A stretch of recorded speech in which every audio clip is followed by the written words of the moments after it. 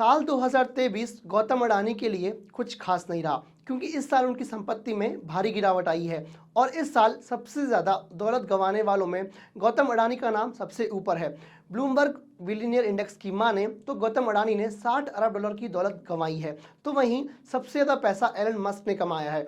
तो Elon Musk की संपत्ति में 110 अरब डॉलर का इजाफा हुआ है। तो दूसरे नंबर पर सबसे ज़्यादा पैसा कमाने वालों में मेटा के फाउंडर मार्क जकरबर्ग शामिल हैं, पर अमीरों की सूची में वे 9वें स्थान पर आते हैं, जिनकी दौलत में 58.6 अरब डॉलर का इजाफा हुआ है। तो क्यों हुई अडानी की दौलत में इतनी गिरावट, बताएंगे आपको सब कुछ इस वीडियो में।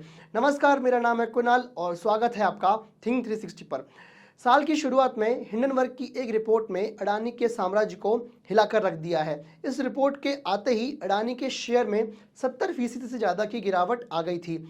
हिंडनबर्ग की तूफान ने अडानी का जो नुकसान किया है उससे वो आज तक नहीं उभर पाए हैं। अडानी की दौलत करीब करीब आधी रह गई थी। वहीं देखा जाए तो देश के सबसे अमीर व्यक्ति मुकेश अंबानी की दौलत में भी ज़्यादा इजाफा नहीं हुआ है, लेकिन फिर भी कुछ बढ़ोतरी जरूर देखी गई है। ब्लूमबर्ग बिलियनियर इंडेक्स के हिसाब से उनकी दौलत में 3.4 अरब डॉलर की बढ़ोतरी हुई है। कुल मिलाकर साल 2023 एलन मस्क के लिए अच्छा साबित हुआ है। इस साल के अंत तक शायद वही देश के दुनिया के सबसे अमीर व्यक्ति हो सकते हैं। पिछले साल वो दूसरे नंबर पर थे। खास बात यह है कि दुनिया के टॉप 10 अमीरों में एक भी भारतीय नहीं है। ब्लूमबर्ग बिलियनियर इंडेक्स के हिसाब से 247 अरब डॉलर के साथ में एलन मस्क सबसे अमीर व्यक्ति हैं।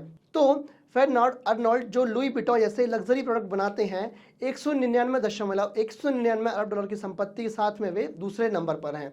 तो वहीं 155 डॉलर की संपत्ति के साथ में जेफ बेजोस तीसरे नंबर पर हैं। तो वहीं बिल गेट 134 अरब डॉलर की संपत्ति के साथ में चौथे नंबर पर आते हैं। अगर भारतीय की बात करें तो 90.6 डॉलर की संपत्ति के साथ में मुकेश अंबानी 13वें स्थान पर आते हैं। और अगर गौतम अडानी की बात करें तो 60 अरब डॉलर की संपत्ति के साथ में वे 21 नंबर पर पहुंच गए थे।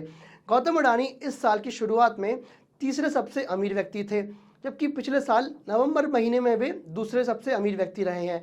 भले ही देखा जाए तो भारतीय बाजार के सेंसेक्स और निफ्टी टॉप पर रहे हों, पर अमीरों की सूची में एक भी भारतीय नहीं है, क्योंकि उनके शेयर की वैल्यू सेंसेक्स और निफ्टी की तरह हाई पर नहीं है। बिजनेस की ऐसी तमाम खबरों से जुड़े रहने के लिए थिंक 360 के यूट्यूब चैनल को सब्सक्राइब करें। और आपने अगर हमें अभी तक इंस्टाग्राम, फेसबुक और ट्विटर पर फॉलो नहीं किया हुआ है तो फॉलो करें, जिनका लिंक डिस्क्रिप्शन बॉक्स में दिया हुआ है। धन्यवाद।